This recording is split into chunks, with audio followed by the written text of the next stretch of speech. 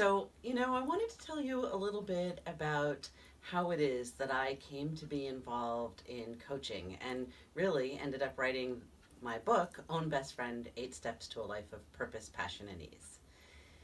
So, you see, I've had a pretty good life. Things have gone really well for me. I'm a psychologist, I've had really good jobs and good friends. Overall, from the outside, things really looked awesome. And that's what people would have thought if they saw me. But what people didn't know was the inside.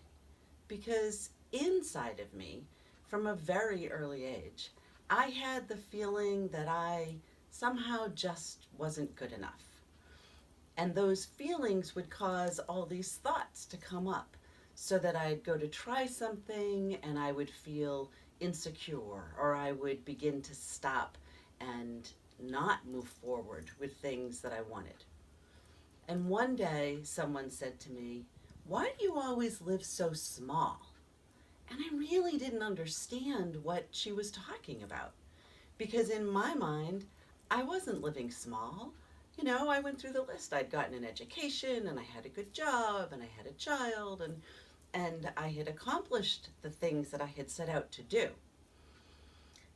And I thought about that for a long time because it just stuck with me. You know how sometimes those things that you know are true stick with you and you keep going back to it, and then there's that part of you that says, "Oh, this can't be true. What are you talking about?"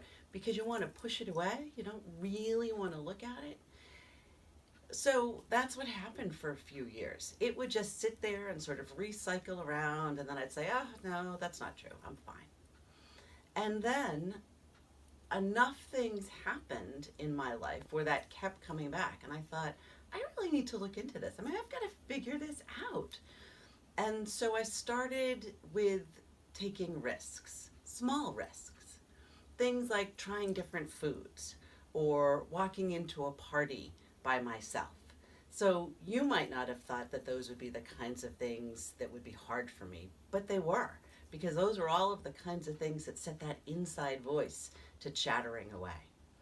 And I noticed that as I began to take a few more risks, I had enough courage to keep on taking them. And I kept doing that.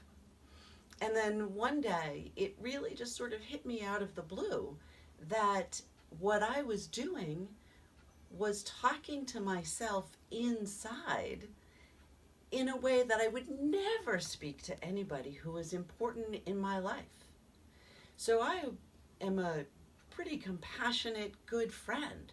If something goes wrong or someone's feeling bad about themselves, I do what you probably do. It's okay, don't worry, it's something you can learn from. And I give a lot of support and speak to people honestly, but with compassion.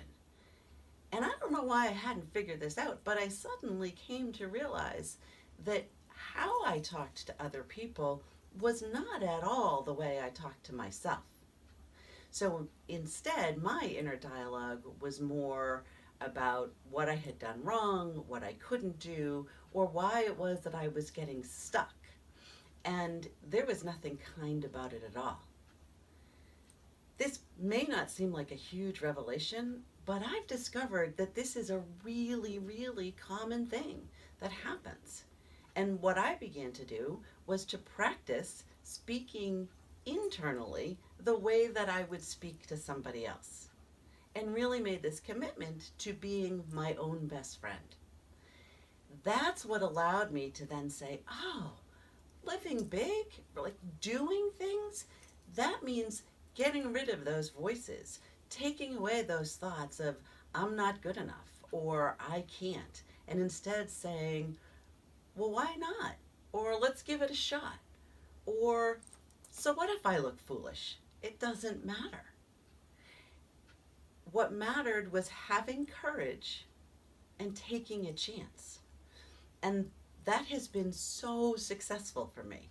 I have been able to do so many things. I literally, and this is just a minor example, but I went from sort of not going anywhere and not doing anything to, I think been in about 5 different countries over the last year, which is amazing. People say, "Oh, you travel all the time." And And I have to remember, oh yeah, now I do, but I didn't used to.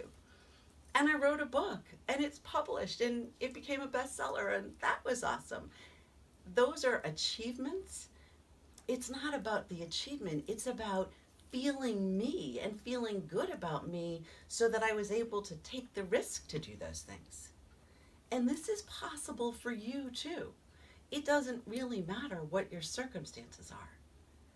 You can change how you think about yourself and the things that you say to yourself, and it's going to open doors that you never even imagined were there. I truly had not seen myself as someone who was going to Italy and Spain and Costa Rica, and now I have been. And I was able to change my job and work better hours. I mean, the list is endless. And my relationships have improved enormously. So I'm here just to tell you that all of this is possible. And the first step is learning to be your own best friend. I would love to assist you on this journey. What I'd like you to do is get on my schedule. Let's set up a call and let's talk about how this can be true for you. And whatever those things are that have been a part of your dream, let's get them going. Thanks for listening.